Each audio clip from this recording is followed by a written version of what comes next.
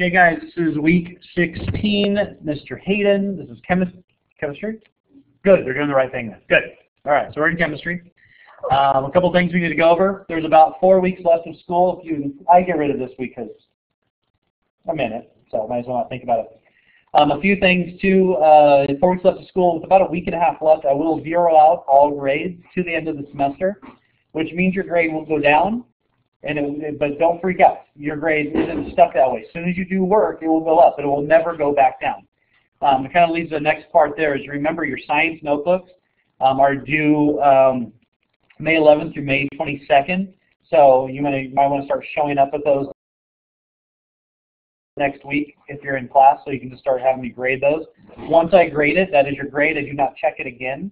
And then the good part is after I do grade it, I can then zero out after the 22nd to make sure that's good.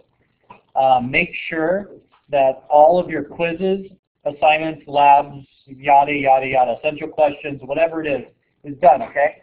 If you scroll all the way down, you might see that you're missing a few things here and there. Get them done because, again, your grade is set. And once I zero the grade out, once you do the work and you get to the grade that you like, say to you in your head, you're like, you know what?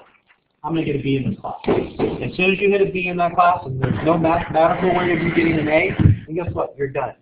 I don't care if the final's taken out. Whenever, after I zero out, as soon as your grade hits the C1, you're done.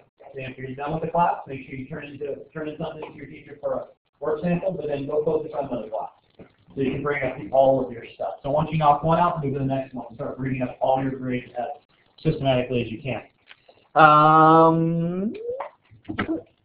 Okay, so this is what you're going to be doing basically today. We're going to be talking about organic compounds. Compounds that include carbon is really kind of what it comes out to be. So carbon itself, when it hooks up to hydrogen or oxygen, has a whole bunch of different ways it can be attached. You can have a certain chemical, like a certain, whatever it is, a certain amount of chemicals in a certain way, but it can be kind of rearranged differently. And every time you rearrange something, it changes the actual composition of it. So we'll see that when we actually start doing the modeling. Carbon and carbons can hook up to each other, and then hydrogens like to hang out with those, and oxygens like to hang out with them as well. You're going to start seeing that as we go across. So, do an example here. When you see, and I'm going to totally just butcher all these names because I don't ever really use these words, and so chlorobenzene, face.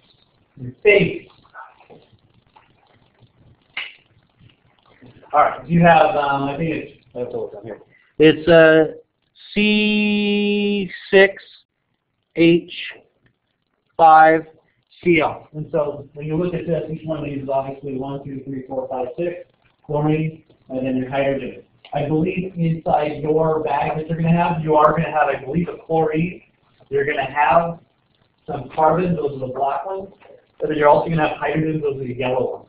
And when we get to it, you're going to start putting them together. But really, a lot of these things can actually be moved around and changed. And when you do that, they become this word called a isomer. All right? And they're different. They're the same, technically the same, but they hook up a little differently. So if you look at this, let's look at which one's a good one. Okay, so if you look at ethanol, ethyl alcohol, this is what the chemical makeup is. CH3, CH2, OH. That's just name for it. But all those chemicals you can rearrange and create a whole different substance. Now, if you look at this, the OH that you see at the very end of that equation means an alcohol. Anytime you see the OH at the end, it's always an alcohol. All right? And if you look at what? You say yay? I do. He's all. All right, so by contrast, look at the structure of dimethyl dimethyl ether. It's the exact same thing. If you look at the chemicals of how many C's, there's C here, same amount. The OCH3 is the exact same amount of atoms. The same exact atoms, just they're statistically differently put together. And they create a completely different type of substance. And so in that case, you see that it starts with a carbon, with an oxygen in the middle, and then a carbon at the end, COC. That means that it's an ether, okay? Little things you need to write down, little things you need to understand of this. They ask like which one is in phase. Question was which one of these is the ether? Which one is? You said well, okay, there's a carbon, there's an oxygen, and a carbon. It makes that little sandwich of COC. There it is. That's why they have you guys modeling this to make more sense and start actually getting into it. So if you look right here, this is pretty basic. When you have carbons by itself with nothing really attached to it, it's more simple. The boiling point and all that is just lower, okay? Or I'm sorry, boiling point, yeah, clinical source.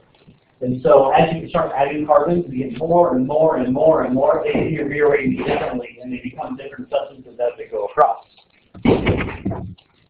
So today with the lab report, again, I'm going to kind of go over what to do here, and we're going to go and test the guys online, go ahead and go off on your own and learn. We're going to actually do the modeling here today, and we're going to see how we can change things up.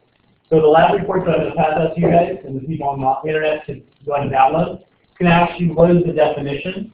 Obviously, question number one that's easy. It's there. The definition's in the class. You can just write that down. Not a big deal.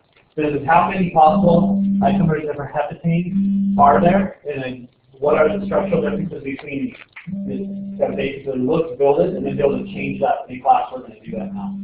People on the internet, your essential question is, I want you to go ahead and define. And I want you to answer this very first question and put it in the comment box inside the class to get credit for the course for this day, right now. So Isaac, you can go ahead and take off. The rest of you guys, we're going to go ahead and do it, finish up in class. And again, make sure you get this thing done because there is only 4 weeks left of school.